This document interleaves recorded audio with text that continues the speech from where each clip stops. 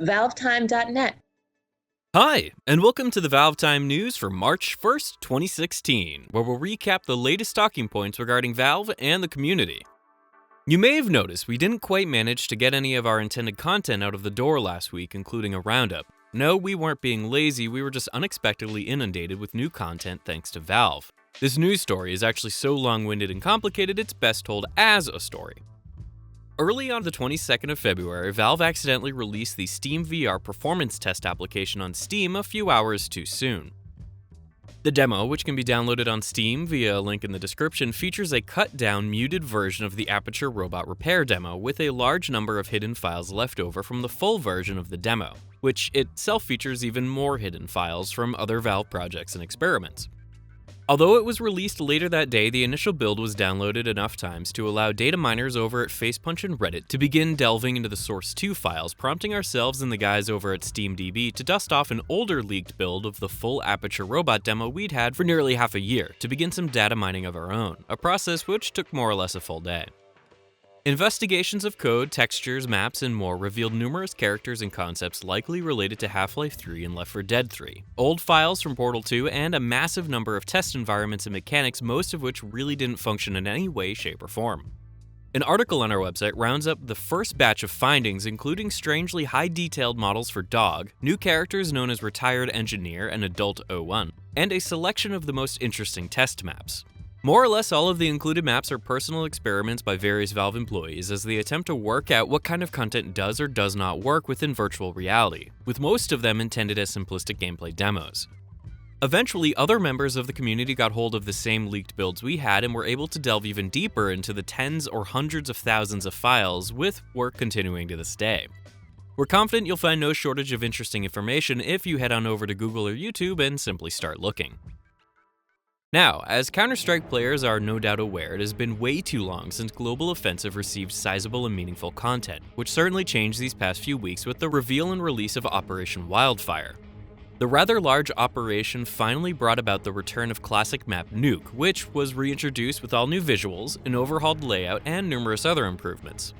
The map's location has finally moved from Germany to the United States, with the overall aesthetic being brightened in many areas to increase the readability of signs, players, and geometry. These changes, alongside a number of new art assets and lighting improvements we'll cover in a short while, have brought Nuke up to the standard it deserves alongside most of the other maps featured throughout CSGO. 7 other community-created maps were also included in Operation Wildfire, such as Coast, Cruise, Empire, Mikla, Royal, Santorini, and Tulip, which can be played in competitive, casual, and deathmatch modes regardless of whether you want to pass or not. The update also introduced the usual themed weapon case, 16 community-created skins, and a number of missions and campaigns which can be completed to earn experience. A number of engine and lighting improvements were also implemented alongside the release of Nuke, which at least partially explain why it took Valve so long to get the redesign out the door. As shown over on the recently updated workshop page on the Counter-Strike website, the list of improvements to the CSGO branch of the Source engine is actually rather extensive, with various changes to shadows, shaders, blend maps, anisotropic reflections, and improved cube maps, among others, all of which can be seen throughout the newly redesigned Nuke. Although certainly late in the game for Source engine in general, we're confident these impressive and pleasing changes will help CSGO modders and mappers make their content look even better.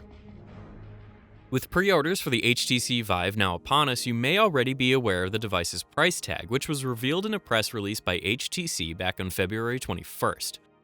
For $799.99 or £689.99, purchasers will receive the final iteration of the Vive headset, 2 base stations, 2 controllers, and a free game bundle consisting of Tilt Brush, Fantastic Contraption, and Job Simulator. This is of course a sharp comparison from the cheaper but less complete Rift bundle currently available for pre-order, which only features the headset, a single tracker, and an Xbox One controller and a proprietary remote. This further highlights the difference in focus between Oculus and Valve, with Valve and HTC planning to give players a full experience complete with room-scale functionality, a far cry from the sitting and standing equivalents currently supported by Oculus. It was also announced that the final version of the Vive would allow users to respond to calls or texts from within the headset itself using features such as the built-in microphone. Although a peripheral function not really relevant to most gamers, this is definitely one of the first key examples of enterprise-focused features which could assist the Vive to take the lead with businesses. Plus, the more functionality built into the headset, the better, as we imagine taking it off and on again every few minutes will get pretty old pretty fast. Pre-orders officially began on February 29th at 10 a.m. Eastern Standard Time, aka 3 p.m. Greenwich Mean Time, with shipping starting on April 5th. While Team Fortress 2 casually was improved these past few weeks with a price drop for the Tough Break campaign, those patiently waiting for the upcoming competitive matchmaking mode were also provided some good news. In a post to the competitive matchmaking Steam group, Valve's John Schoeneck, under the screen name Jill, discussed the team's expectations to begin dropping closed beta invites to members in the coming week. In the post, John mentioned that users will be prioritized if they own a premium account, have Steam Guard mobile authentication enabled, and have a phone number associated with their account, while users who do not meet these criteria can also be randomly selected.